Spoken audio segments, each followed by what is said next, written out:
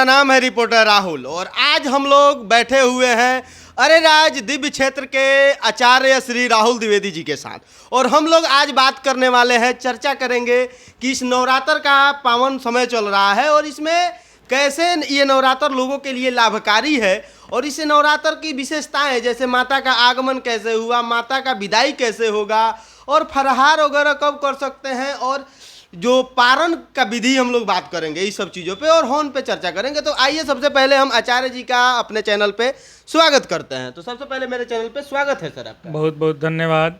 जयंती मंगला काली भद्रकाली कपालिनी दुर्गा क्षमा शिवा धात्री स्वाहा स्वधा नमस्तुते। बहुत बहुत धन्यवाद। पूछिए जी आचार्य जी, तो ये जो नवरात्रा का समय चल रहा है, माता का पावन आगमन हुआ है हमारे देश में, हमारी संस्कृति का एक बहुत बड़ा हिस्सा है। तो ये इस बार का नवरात्रा कैसे हम सब के लिए पावन होगा और लाभकारी सिद्ध होगा हमारे सभी सनातनी भाइयों के लिए, इसके बारे में थोड़ा प्रकाश डालें। इस वर्ष का जो भगवती का आगमन हुआ है, दुर्गा जी का जो आगमन हुआ है, वह सोमवार के दिन प्रतिपदा तिथि पड़ा था।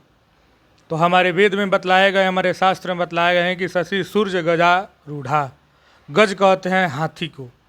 अगर सोमवार और रविवार के दिन भगवती का आगमन होता है तो हाथी पर भगवती का आगमन होगा।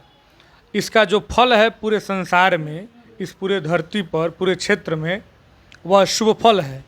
अतिवृष्टि का युग बताता है, चारों ओर अतिवृष्टि का माहौल रहेगा और हमारे भारत में और विश्व में शांति का फल देने वाला है।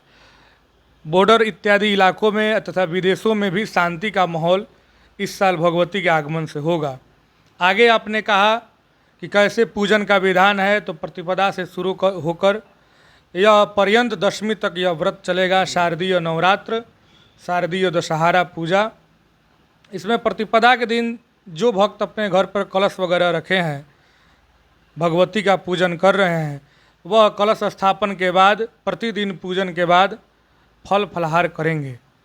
अगर जिनको जो रोग्यवान है, जिनके पास रोग इत्यादि है या जो बालक हैं, उनके लिए हमारे शास्त्र में विधान बताए गए हैं कि वे लोग फलाहार में जो है फल ले सकते हैं, दूध दही ले सकते हैं इत्यादि, अपना सेंधा नमक में भी भोजन कर सकते हैं बिना लहसुन प्याज का। और जो हवन की विधि है, वह विधि बुधवार के दिन नवमी तिथि पड़ रहा है। बुधवार के दिन 2 बजे के पहले तक हवन हो जाएगा, क्योंकि 2 बजे के बाद से दशमी तिथि बुधवार के दिन ही लग जा रही है और बृहस्पतिवार के दिन भगवती का विसर्जन हो जाएगा।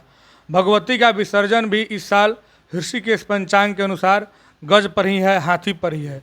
इसलिए आगमन और विसर्जन दोनों, आगमन और गमन दोनों हाथी पर है और दोनों ही अति शुभकारी है।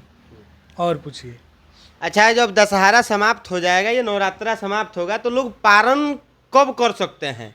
पारण जो है बृहस्पतिवार के दिन भगवती के विसर्जन करने के बाद 8 बजे के बाद पारण का शुभ समय है।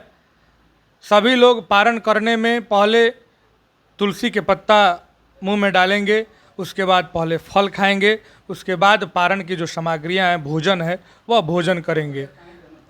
अच्छा आचार्य जी, बहुत सारे लोग का क्वेश्चन है कि क्या जो हवन के बाद लोग पारण कर सकते हैं, जो लोग घर पे भी कलशा स्थापित किए हैं या जो लोग मंदिर से भी कर रहे हैं, क्या वे लोग पारण कर सकते हैं? इस बार राहुल जी ऐसा है कि नवमी तिथि पड़ रहा है बुधवार के दिन और बुधवार के दिन 2 बजे के बाद से ही दशमी हो जा रहा है।